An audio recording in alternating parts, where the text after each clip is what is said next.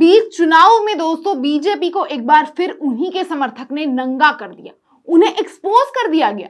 बीच चुनाव मोदी जी की पोल खोली तो खोली, साथ में उनके और पूरे पार्टी के भ्रष्टाचार को भी बीच सड़क पर्दाफाश कर दिया गया। कंगना रनौत का लालच और एग्जाम के मार्क्स की खुशामत करते ये व्हाट्सएप यूनिवर्सिटी के मालिक कैसे रंगे हाथ पकड़े गए हैं, बताएंगे आपको इस वीडियो में दोस्तों। तो वीडियो को पूरा जरूर देखिएगा, मामला काफी गंभीर है। और साथ में देश नीति को सब्सक्राइब भी जरूर कर दीजिएगा। नमस्कार, स्वागत है आपका देश नीति में।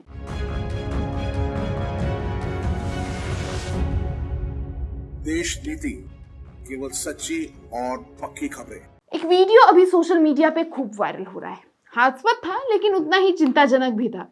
लेकिन उस वीडियो के बारे में दोस्तों जो चर्चा हुई है उसका खुलासा तो हुआ ही, साथ में बीजेपी के लिए फैलता प्रोपेगेंडा का भी राज खुल गया है। दरअसल कल की ही बात है कि निजी यूनिवर्सिटी गलगोटिया यूनिवर्सिटी के कई सारे बच्चे दिल्ली के मार्ग पर कांग्रेस दफ्तर के सामने प्रोटेस्ट कर रहे थे। काफी सारे जवान बच्चे थे। देख के लगा कि कांग्रेस पार्टी ने जरूर कुछ गलत किया है। लेकिन जब कुछ पत्रकार वहां पहुंचे और बच्चों से सवाल पूछा तो इंटरव्यू से पता चला कि उन्हें कुछ पैम्पलेट्स पकड़ा के वहां भेज दिया गया था। बस ना तो वो पैम्पलेट्स में क्या लिखा हुआ है वो ढंग से पढ़ पा रहे थे, ना ही उन्हें एजेंडे के बारे में कुछ पता था।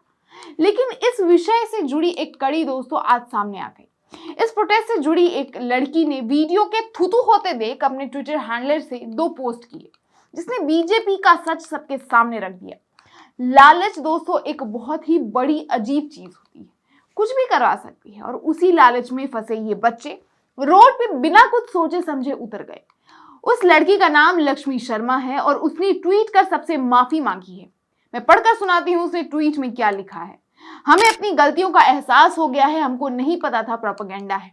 हमसे तो बोला गया था कंगना रनौत से मिलने का चांस मिलेगा। विद्यार्थी परिषद की ओर से मैं आप सभी से माफी मांगती हूँ। यूनिवर्सिटी मैनेजमेंट ने हमें इकट्ठा होने के लिए मजबूर किया और हमें वो पैम्पलेट्स दिए गए। हमारे पास ऐसे अच्छे प्रिंटेड पोस्टर्स के लिए बजट नहीं है, हम वरना चार्ट पेपर्स पर बनाते हैं। इंस्टा हैंडल से भी सारे वीडियोस हटा दिए गए हैं। मेरा सपना आईएएस बनने का है। हम ज्यादातर अराजनीतिक हैं, लेकिन प्रबंधन में हमें पूरा जो है इंटरनल मार्क्स देने का वादा किया था। उन्होंने हमें बताया कि आपको कंगना रनौत से मिलने का मौका मिलेगा, जो हाल ही में राजनीति में शामिल हुई है।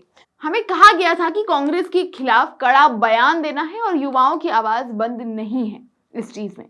लेकिन हमें जमीनी हकीकत से हम वाकिफ नहीं थे, हमें क्षमा कर दीजिए। दोस्तों 2-3 बात जो इस ट्वीट से समझ आती है। पहली कि देश की शिक्षा व्यवस्था किस तरह बिगड़ गई है कि आईएएस बनने का जो सपना देख रही है वो देश में चल रहे राजनीतिक गतिविधियों के बारे में नहीं जानती और मार्क्स के लिए किसी के प्रोपेगेंडा को फैलाने का काम कर रहे हैं ये बच्चे। बाकी बात करें अगर बीजेपी की, तो कितनी निंदनीय घटना घटी है कि बीजेपी का आप इन्फ्लुएंस देखिए दोस्तों, हिंदू मुसलमान का प्रोपेगेंडा फैला के, और कांग्रेस का मैनिफेस्टो में भगवान जाने कहां से हिंदू मुसलमान जोड़ के बातें बोली गई और कैसे डिवाइड एंड रूल खेला गया। जनता को यह बोल के बरगलाया गया कि अगर आपके पास 2 भैंस है तो एक कांग्रेस ले लेगी, अगर आपके घर में 2 कमरे हैं तो एक कांग्रेस ले लेगी, महिलाओं का जो मंगलसूत्र है वो कांग्रेस मुसलमानों को बांट देगी, और ना जाने कितनी बातें बोल के नौजवान बच्चों को व्हाट्सएप यूनिवर्सिटी से पढ़ा के ऐसे रोड शो करवाने के लिए एक प्राइवेट यूनिवर्सिटी मार्क्स के लालच देती है, कांग्रेस के खिलाफ प्रदर्शन करने के लिए प्रेरित करती है। उनके पूरे मैनिफेस्टो पेपर में आप देख लीजिएगा, एक जगह भी ना तो हिंदू मुसलमान का आपको जिक्र दिखेगा, ना ही आपको मंगलसूत्र बांटने का कोई जिक्र दिखेगा, और ना ही जो जिस टैक्स को लेकर ये बच्चे रोड शो पे उतर आए थे उस टैक्स के बारे में कुछ दिखेगा। 55 साल कांग्रेस राज में रही, लेकिन 55 साल उसने इस टैक्स को इम्प्लीमेंट नहीं किया।